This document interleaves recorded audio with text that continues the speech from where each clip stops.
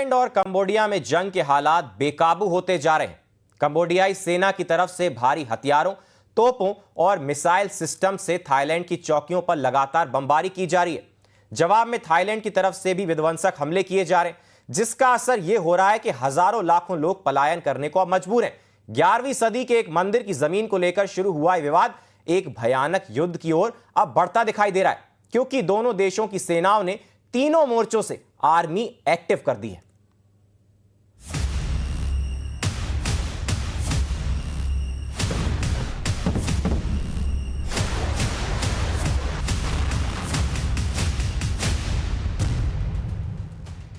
Thailand बनाम Cambodia में भीषण हुआ संग्राम। दक्षिण पूर्व एशिया में जंग का नया मोर्चा। लड़ाकू विमानों और मिसाइलों से वार पलटवार। 1 लाख से ज्यादा लोगों का पलायन।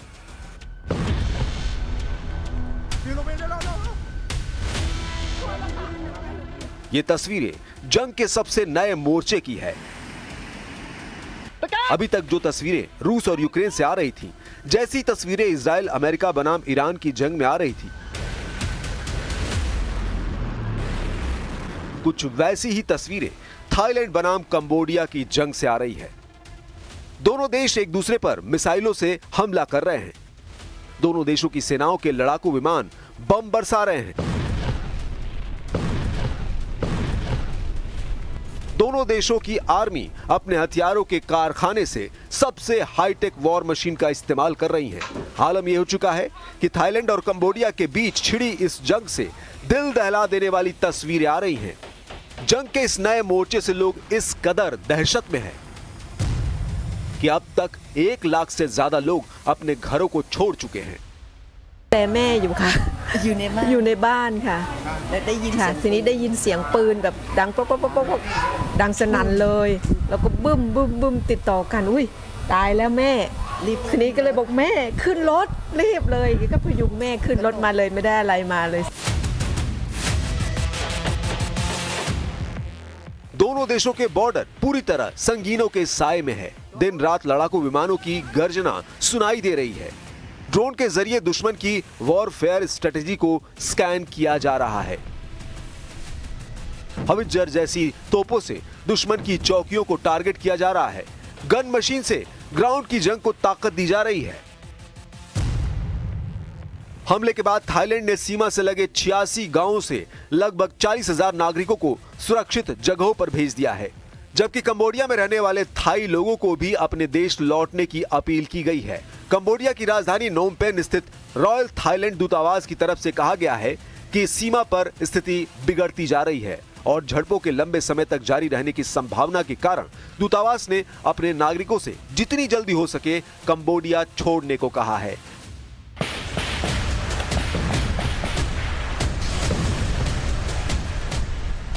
हालात इसलिए और बेकाबू होते जा रहे हैं क्योंकि थाईलैंड और कंबोडिया दोनों ही देश पूरी तरह आक्रामक हैं। सेनाएं एक दूसरे पर हल्के हथियार ही नहीं, भारी सैन्य हथियारों का भी इस्तेमाल कर रही हैं। खबर तो यह भी आ रही है कि कंबोडिया की कार्रवाई से तिलमिलाए थाईलैंड ने बॉर्डर पर F-16 जैसे लड़ाकू विमान तैनात कर दिए हैं। भले ही हमले सैन्य ठिकानों को टारगेट करके हो रहे हैं, लेकिन इन हमलों का सीधा असर आम लोगों पर हो रहा है। हालात इस कदर बिगड़ चुके हैं कि कंबोडिया के प्रधानमंत्री हुन मानेट ने UNSC की आपात बैठक बुलाने का आग्रह किया है।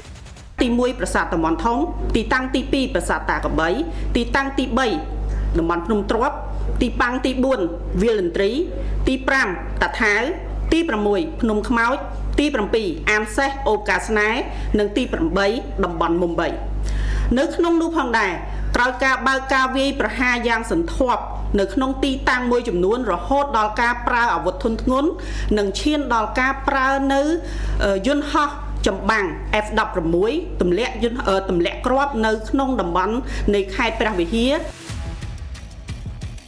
खबर है कि कंबोडिया की तरफ से थाईलैंड पर भीषण हमले किए जा रहे हैं। इन हमलों में कंबोडिया की तरफ से नोरिनको टाइप 81 LMG से थाई सैनिकों की चौकियों पर फायरिंग की गई है। यह चीन निर्मित लाइट मशीन गन है। इसे ग्राउंड सपोर्ट के लिए इस्तेमाल में लाया जाता है। इसके अलावा कंबोडिया की तरफ से 122 mm type 90 rocket artillery system का भी इस्तेमाल किया जा रहा है। रिपोर्ट्स के मुताबिक कंबोडियन सैनिकों ने D30 हॉवित्जर तोपें भी फ्रंट लाइन पर तैनात की हैं, जबकि थाईलैंड की सेना की तरफ से जवाब में M198 हॉवित्जर और ATMOS मोबाइल आर्टिलरी सिस्टम का इस्तेमाल किया जा रहा है। थाईलैंड की इन्फेंट्री और रॉयल थाई आर्मी ने अपनी चौकियों से M60 और FNMAG मशीन गनों से जवाबी गोलाबारी की। Cambodian forces continue to use heavy weapons and long-range weaponry supporting fire to attack the front lines and rear areas, affecting civilians and humanitarian sites such as hospitals. Clashes have been reported in 12 areas, including Chongbok, Chong'an Ma. हालात इस कदर नाजुक हैं कि भारतीय दूतावास की तरफ से यात्रियों के लिए एडवाइजरी जारी की गई है। थाईलैंड कंबोडिया सीमा के पास के हालात को देखते हुए सभी भारतीय यात्रियों को सलाह दी जाती है कि वे थाईलैंड की यात्रा से पहले थाई अधिकारियों के आधिकारिक अपडेट चेक करें। लेकिन दुनिया ये भी जानना चाहती है, रूस और यूक्रेन जैसे तनाव की लहर थाईलैंड और कंबोडिया तक कैसे पहुंची? कैसे अचानक दक्षिण पूर्व एशिया में पर्यटन के सबसे अहम केंद्र सुलग उठे? क्यों दोनों देशों की सेनाएं एक दूसरे के खून की प्यासी हो गई? इसे समझने के लिए हमें अतीत के पन्नों को पलटना होगा, उन कहानियों को समझना होगा जिसकी नींव पर विध्वंस की ये इबारत लिखी गई है। ये कहानी है 11वीं सदी के एक बेहद ऐतिहासिक मंदिर की। इसे प्री विहर मंदिर कहा जाता है। थाईलैंड और कंबोडिया के बीच छिड़ी जंग का केंद्र यही मंदिर है, क्योंकि किसी दौर में कंबोडिया फ्रांस का उपनिवेश हुआ करता था। उस वक्त साल 1907 में इसी मंदिर का एक नक्शा तैयार किया गया था। इस नक्शे में मंदिर को कंबोडिया में दिखाया गया था। थाईलैंड ने उस नक्शे को कभी औपचारिक रूप से स्वीकार नहीं किया। 1962 में ICJ यानी अंतर्राष्ट्रीय न्यायालय ने इस विवाद में अपना दखल दिया और फैसला दिया कि मंदिर कंबोडिया का हिस्सा है, लेकिन मंदिर के आसपास की 4.6 वर्ग किलोमीटर जमीन पर फैसला साफ नहीं हुआ, जिससे यह विवाद अधूरा रह गया। 2008 में जब कंबोडिया ने इस मंदिर को यूनेस्को की विश्व धरोहर घोषित करवाया तो थाईलैंड में विरोध की लहर दौड़ गई।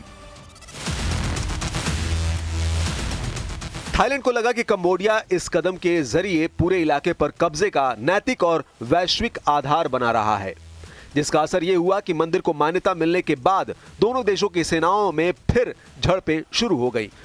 और 2011 में तो हालात इतने बिगड़ गए कि हजारों लोग अपने घर छोड़ने पर मजबूर हो गए।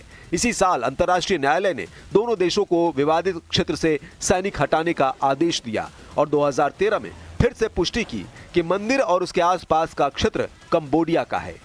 लेकिन सीमा का मुद्दा अब तक पूरी तरह हल नहीं हो पाया है, जिसकी तस्वीर इस वक्त साफ दिखाई दे रही है। खास बात यह कि इस विवाद के बावजूद थाईलैंड और कंबोडिया दुनिया के सबसे अच्छे पड़ोसी देशों में से माने जाते थे। कुछ साल पहले तक दोनों देशों के नेताओं का मानना था कि उनकी दोस्ती कभी नहीं टूटेगी, क्योंकि वे एक लंबी सीमा साझा करते हैं और मिलकर आगे बढ़ना उनके लिए जरूरी है। लेकिन हाल के समय में हालात तेजी से बदल चुके हैं और दोनों देशों के बीच तनाव की एक छोटी लहर सुनामी का रूप ले चुकी है। 28 मई को एमराल्ड ट्रायंगल पर दोनों देशों की सेनाओं के बीच भिड़ंत हुई, जिसमें एक कंबोडियाई सैनिक की मौत हो गई थी। ये वो जगह है जहां थाईलैंड, कंबोडिया और लाओस की सीमाएं मिलती है। थाईलैंड और कंबोडिया दोनों ही इस इलाके पर दावा करते हैं।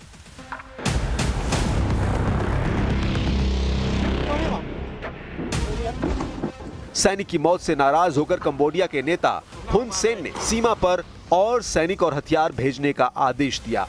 उन्होंने कहा कि वे युद्ध नहीं चाहते, लेकिन हमला होने पर जवाब देना पड़ेगा। दूसरी तरफ थाईलैंड के पीएम ने इसके जवाब में कहा कि थाईलैंड ऐसी किसी धमकी को बर्दाश्त नहीं करेगा। इसके बाद कंबोडिया ने धमकी दी कि वो इस विवाद को अंतर्राष्ट्रीय अदालत में ले जाएगा, लेकिन थाईलैंड ने यह कहकर इनकार कर दिया कि वो अदालत के अधिकार को नहीं मानता। इसके बाद थाईलैंड ने कंबोडिया की बिजली और इंटरनेट सेवा रोकने की धमकी दी, तो कंबोडिया ने थाई टीवी और फिल्मों पर बैन लगा दिया और थाई प्रोडक्ट्स के आयात पर रोक लगा दी। थाईलैंड ने भी कंबोडिया जाने वाले अपने मजदूरों को सीमा पार करने से रोक दिया। दोनों देशों के बीच विवाद बढ़ने के बाद 15 जून को थाईलैंड की पीएम शिनावात्रा ने कंबोडिया के नेता हुन सेन से फोन पर बातचीत की थी। इस बातचीत में उन्होंने थाई सेना के कमांडर की आलोचना की थी।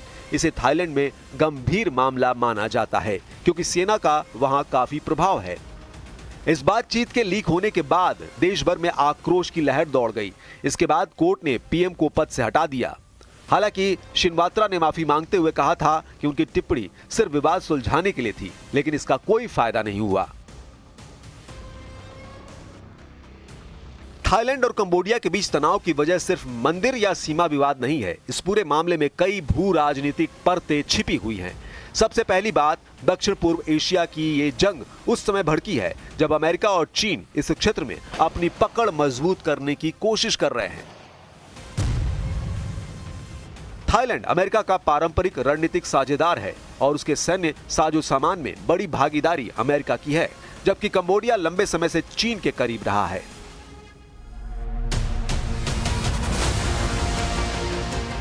चीन ने कंबोडिया में आधारभूत ढांचे, बंदरगाहों और सैन्य अड्डों के निर्माण में अरबों डॉलर निवेश किया है। रिपोर्ट्स की माने तो कंबोडिया के कई हथियार और टैंक चीन से लिए गए हैं और यह भी संदेह है कि चीन की छाया में कंबोडिया अपने पुराने विवादों को दोबारा उभार रहा है। सिर्फ 2023 से 2025 के बीच कंबोडिया को चीन की तरफ से 2.3 बिलियन डॉलर की सहायता मिली, जिसमें सैन्य सहायता भी शामिल है। जबकि अमेरिका ने 2024 में थाईलैंड के साथ कोबरा गोल्ड नाम का सबसे बड़ा संयुक्त सैन्य अभ्यास भी किया था। दक्षिण पूर्व एशिया के इस नए टकराव को सिर्फ स्थानीय विवाद मानना भूल होगी। ये उस बड़ी बिसात का हिस्सा है जिसमें चीन, अमेरिका और उनके सहयोगी देश एशिया की समुद्री सीमाओं पर वर्चस्व के लिए एक दूसरे को घेरने में लगे हैं। इसीलिए थाईलैंड और कंबोडिया की ये जंग पूरी दुनिया के लिए चेतावनी की तरह है। अब सवाल यह है कि क्या थाईलैंड और कंबोडिया की ये जंग भी रूस यूक्रेन या इजराइल ईरान जैसे लंबे संघर्ष का रूप ले लेगी? क्या ये सिर्फ दो देशों की टकराहट है या इसके पीछे बड़ी शक्तियों की बिसात काम कर रही है?